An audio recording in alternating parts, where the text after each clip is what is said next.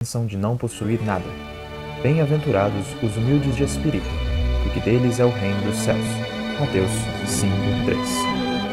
Antes de o Senhor Deus criar o homem sobre a face da terra, primeiramente preparou tudo para ele, criando inúmeras coisas úteis e agradáveis para seu sustento e deleite.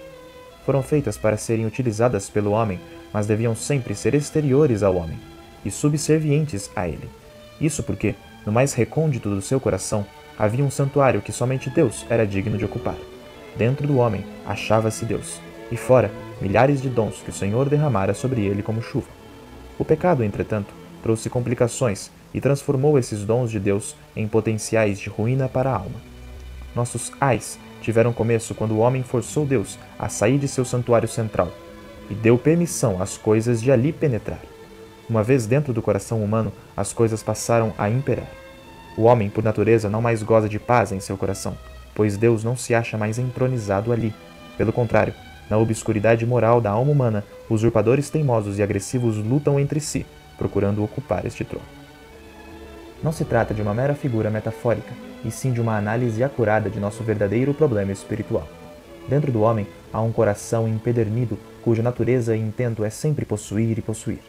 Ele ambiciona as coisas com um desejo arraigado e feroz. Os pronomes meu e minha parecem perfeitamente inocentes quando impressos no papel, mas o seu emprego constante e universal é muito significativo. Expressam a natureza real do velho homem melhor do que 1000 volumes de teologia. São sintomas verbais de nossa alma enferma. As raízes do nosso coração penetraram fundo nas coisas, e não ousamos arrancar nenhuma delas com receio de morrer. As coisas se tornaram necessárias para nós, de um modo que jamais foi da intenção de Deus. Aqueles dons, portanto, tomaram um lugar que, de direito, pertence a Deus, e todo o curso da natureza é transtornado por essa monstruosa substituição. O Senhor Jesus referiu-se a essa tirania das coisas quando disse aos seus discípulos: "Se alguém quer vir após mim, a si mesmo se negue, tome a sua cruz e siga-me. Porquanto, quem quiser salvar a sua vida, perdê-la-á, e quem perder a vida por minha causa, achá-la-á." Mateus 16, 24 e 25. Dividindo o assunto em partes, para que possamos entendê-lo melhor, parece que há no interior de cada um de nós um inimigo que toleramos e que nos faz correr perigo. Jesus o denominou de vida e de ego, ou conforme o designaríamos modernamente, de egocentrismo. Sua principal característica é o sentimento e o desejo de posse. As palavras ganho e lucro sugerem essa ideia. Permitir que esse inimigo viva em nós leva-nos a perder tudo, mas repudiá-lo e desistir das coisas por amor de Cristo não é perda, mas antes uma preservação de tudo para a vida eterna. É bem possível que o Senhor, nesse trecho, também nos esteja dando uma indicação sobre a única maneira eficaz de destruir esse adversário, por meio da cruz. Tome a sua cruz e siga-me. Em sua caminhada para um conhecimento mais profundo de Deus, o homem atravessa os vales solitários da pobreza de espírito e da renúncia a todas as coisas. Os que alcançaram a bênção de possuir o reino são aqueles que rejeitaram todas as coisas materiais, desarraigando do coração todo o sentimento de posse. São os humildes de espírito. Atingiram um estado íntimo comparável à aparência exterior de um mendigo das ruas de Jerusalém. E isso é o que realmente significa a palavra pobre na afirmação feita por Jesus. Os pobres, bem-aventurados, são aqueles que já não são mais escravos das coisas, pois quebraram o jugo opressor. E o conseguiram, não lutando, mas entregando tudo ao Senhor. Embora libertos do sentimento de posse, contudo, possuem tudo. Deles é o reino dos céus. Permita-me dizer-lhe que é necessário encarar seriamente todas essas verdades. Não podemos reputá-las como meros ensinamentos bíblicos que devem ser armazenados na mente, junto com tantos outros conceitos teóricos. Pelo contrário, essa verdade é um sinal orientador na estrada que leva aos pastos verdejantes, uma trilha nas encostas do monte de Deus. Não podemos evitá-la, se quisermos prosseguir nesse caminho de busca. É necessário que a subamos, escalando um degrau de cada vez. Se rejeitarmos um degrau que seja, ali mesmo faremos estacionar nosso progresso espiritual. Conforme sucede com frequência, esse princípio neotestamentário da vida espiritual encontra suas melhores representações nos personagens do Antigo Testamento. Na história de Abraão e Isaac, temos um exemplo dramático de uma vida rendida, além de uma excelente ilustração da primeira bem-aventurança. Abraão já era idoso quando Isaac nasceu. Na verdade, já tinha idade suficiente para ser seu avô, não imediatamente se tornou um deleite e um ídolo para seu velho pai. Desde o primeiro instante em que se curvou para tomar aquele corpo pequenino e frágil, em seus braços desajeitados, tornou-se escravo do amor intenso que dedicava ao filho.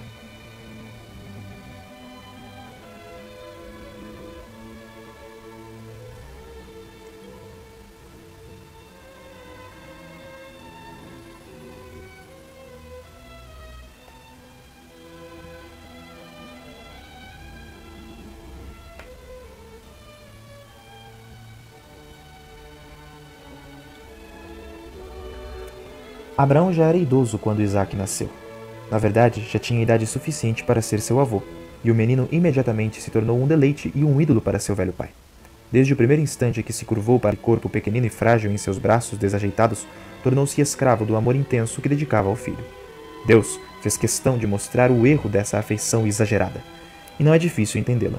O bebê representava tudo o que era mais sagrado para o coração de seu pai: as promessas de Deus, as alianças, a esperança dos longos anos de sonhos messiânicos.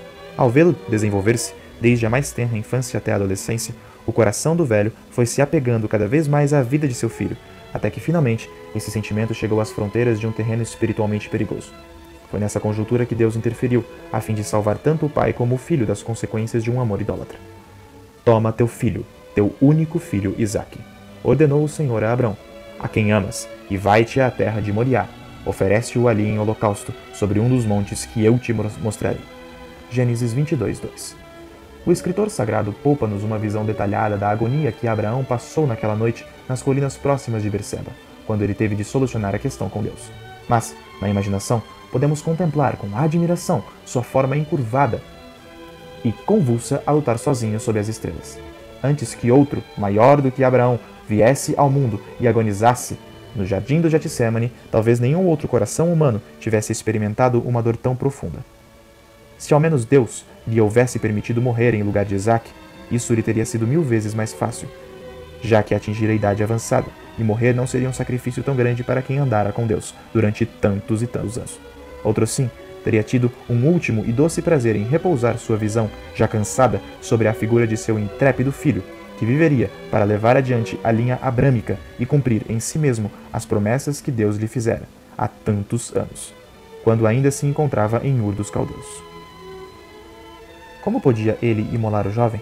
Mesmo que pudesse conseguir o consentimento de seu coração ferido e inconformado, como poderia Abraão conciliar essa atitude de Deus com a promessa que dizia: por Isaque será chamada a tua descendência?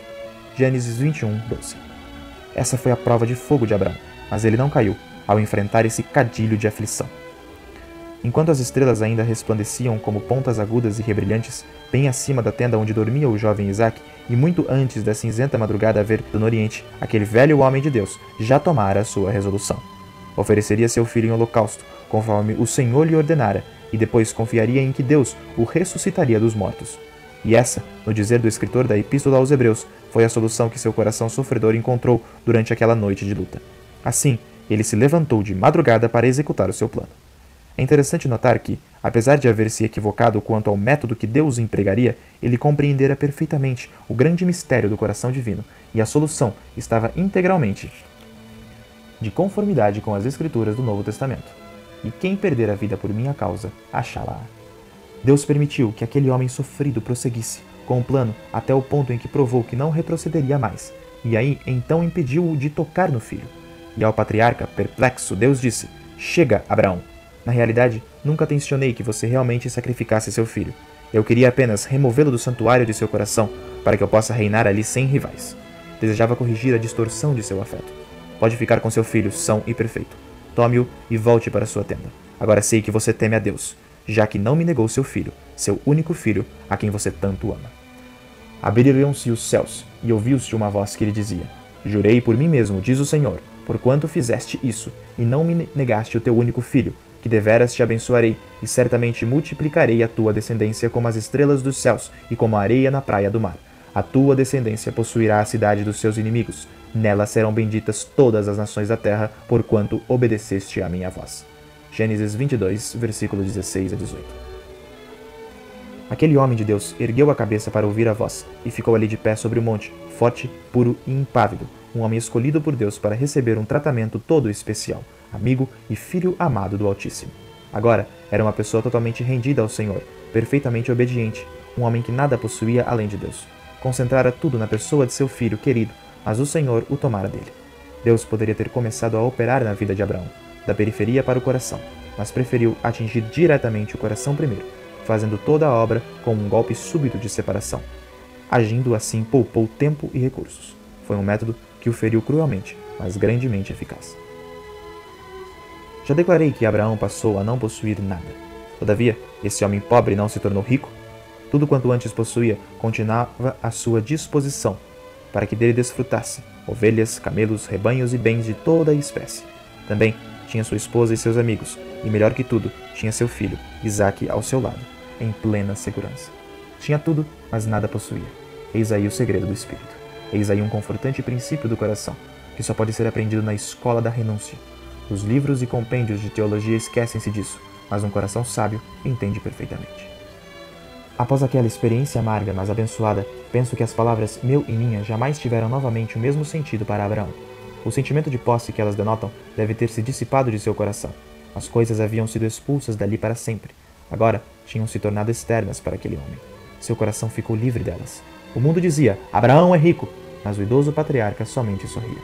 Não podia explicar-lhes a realidade, mas sabia que de fato nada possuía e que seus verdadeiros tesouros eram celestiais e eternos. Mas não há dúvida de que esse apego possessivo às coisas é um dos hábitos mais daninhos da vida. Por ser ele tão natural e generalizado, raramente é reconhecido como um mal. Todavia, seus efeitos são realmente trágicos. Muitas vezes temos reservas quanto a entregar nossos tesouros ao Senhor, por temer pela segurança dos mesmos, principalmente quando esses tesouros são nossos parentes ou amigos muito amados. Todavia, não precisaríamos ter medo. O Senhor Jesus não veio para destruir, mas para salvar. Tudo quanto for entregue a Ele fica em perfeita segurança, pois na realidade nada está garantido enquanto não for entregue a Ele. Todos os nossos dons e talentos também deveriam ser-lhes entregues. Deveríamos considerá-los o que de fato são, empréstimos que Deus nos faz, e nunca propriedade nossa. Não temos nenhum direito de reivindicar os méritos dessas habilidades especiais, tanto quanto não teríamos de reivindicar os de nossas qualidades físicas, pois quem é que te faz sobressair? E que tens tu que não tenhas recebido? 1 Coríntios 4:7. O crente que está despertado o suficiente para conhecer a si mesmo, ainda que seja apenas superficialmente, reconhecerá os sintomas dessa enfermidade, o sentimento de posse, e se entristecerá se notar sua presença em seu próprio coração. Então, se sua fome de Deus for suficientemente forte, certamente ele vai procurar resolver esse problema. O que esse crente deve fazer? Em primeiro lugar, deveria pôr de lado todas as reservas, sem procurar qualquer desculpa para seus erros, seja perante seus próprios olhos ou perante o Senhor.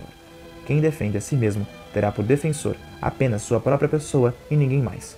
Venha sem reservas à presença do Senhor, e terá como defensor nada menos que o próprio Deus. O crente deve examinar a si mesmo e calçar aos pés todos os ardis e enganos de seu coração, e esforçar-se para ter um relacionamento franco e honesto com o Senhor. Além disso, deve lembrar-se de que esse assunto é muito sério. Não basta uma busca casual e negligente. O homem tem que aproximar-se de Deus completamente resolvido a ser ouvido e fazer questão absoluta de que Deus aceite sua entrega total, que retire de seu coração todas as coisas, a fim de que ele mesmo reine ali soberanamente. Talvez seja-lhe necessário ser bem específico, dando a cada coisa e pessoa seu verdadeiro nome, uma por uma. Se sua entrega for completa, poderá abreviar o tempo de sua luta íntima, de muitos anos para poucos minutos, entrando na terra prometida muito antes dos crentes mais lentos, que afagam seus sentimentos e se mostram mais reservados em seu trato com o Senhor. Nunca devemos nos esquecer de que verdades como essas jamais poderão ser aprendidas apenas com a mente, como acontece com os fatos da ciência física. Temos que conhecê-las experimentalmente para que possamos realmente compreendê-las. Precisamos viver as duras e amargas experiências de Abraão se desejamos conhecer também as bênçãos que as seguiram. A velha maldição não pode ser retirada sem dor.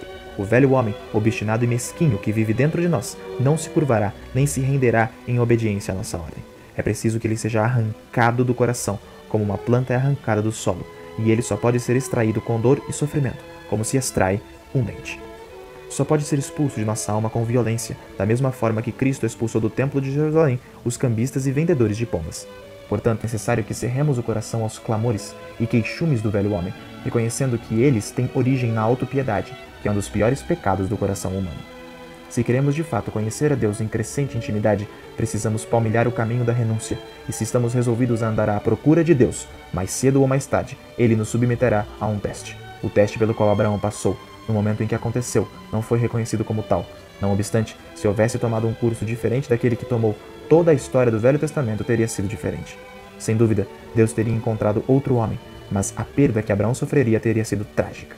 Assim também, nós, um por um, seremos levados a enfrentar um teste, muitas vezes sem sabermos que estamos sendo provados. Neste teste, não encontraremos dezenas de opções para nossa escolha, mas somente uma, e sua alternativa. e todo o nosso futuro dependerá da escolha que fizermos. Pai, desejo conhecer-te, mas meu coração covarde teme desistir de seus brinquedos. Não posso desfazer-me deles sem sangrar por dentro, e não procuro esconder de ti o terror da separação. Venho tremendo, mas venho. Por favor, extirpa do meu coração todas aquelas coisas que estou amando há tanto tempo e que se têm tornado parte integrante deste viver para mim mesmo, a fim de que tu possas entrar e habitar ali sem qualquer rival. Então, tornarás glorioso o estrado dos teus pés.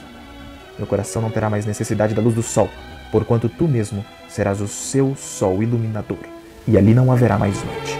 Em nome de Jesus.